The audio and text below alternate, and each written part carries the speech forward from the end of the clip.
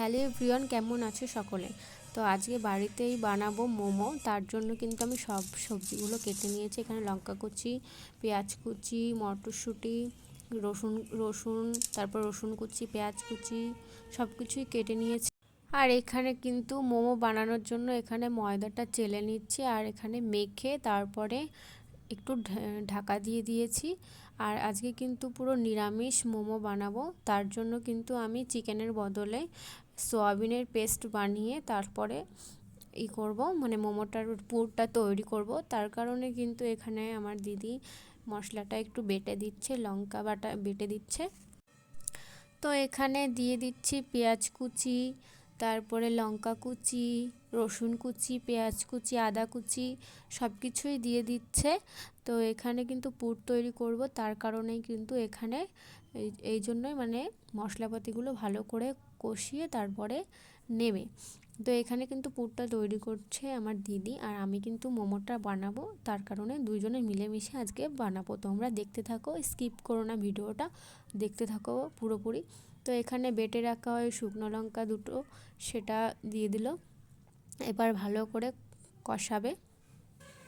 এরপরেই কিন্তু সয়াবিনের পুরটা ঢেলে দেবে কড়াইতে। তো এখানে কড়াইতে ভালো করে দিয়ে তারপরে কিন্তু এটাকে আবার একটু মানে কষিয়ে নেবে। তারপরে কিন্তু আমাদের নুন হলুদ যা যা লাগে আর কি মশলাতে, সেগুলোই দিয়ে দেবে। তো তোমরা দেখতে থাকো ভিডিওটা। তো এখানে মোমোর পুরটা পুরো তৈরি হয়ে গেছে, আর এখানে আমি কিন্তু মোমোর শেপটা দেওয়া শুরুও করে দিয়েছি, তোমাদেরকে একবারেই দেখাবো। আমি কিন্তু ফার্স্ট টাইম মোমোয় বানানোর ট্রাই করলাম, তো অত পারি না মোমোর শেপ দিতে, তাও যতটা পেরেছি এইটুকুই পেরেছি। তো এখানে কিন্তু আমি চাটনির জন্য আমি দুটো টমেটো দিয়ে দিচ্ছি, এই হাঁড়িতেই সেদ্ধ করব টমেটোগুলো। আর তার সঙ্গে কিন্তু রসুনগুলোও দিয়ে দিচ্ছি, যাতে এগুলো মানে সেদ্ধ হয়ে যায়। একটু আদা কুচি দিয়ে দিচ্ছি। তো তোমরা দেখতে থাকো, তাহলে কিন্তু বুঝতে পারবে। তো এখানে আমি মোমো বানানোর জন্য মোমোগুলো দিয়ে দেব। আগে থেকে কিন্তু ওই প্লেটের মধ্যে তেল দিয়ে দিয়েছিলাম, সাদা তেল, আর যাতে লেগে না যায়। তো আস্তে আস্তে সব মোমোগুলো আমি দিয়ে দেব। তো এখন আমি বানাচ্ছি চাটনি। তার জন্য কিন্তু আমি মিক্সিতে আগে থেকেই আমি বেটে নিয়েছিলাম। তোমরা শিলেও করতে পারো, আবার মিক্সিতেও করতে পারো। আমি মিক্সিতেই করেছি।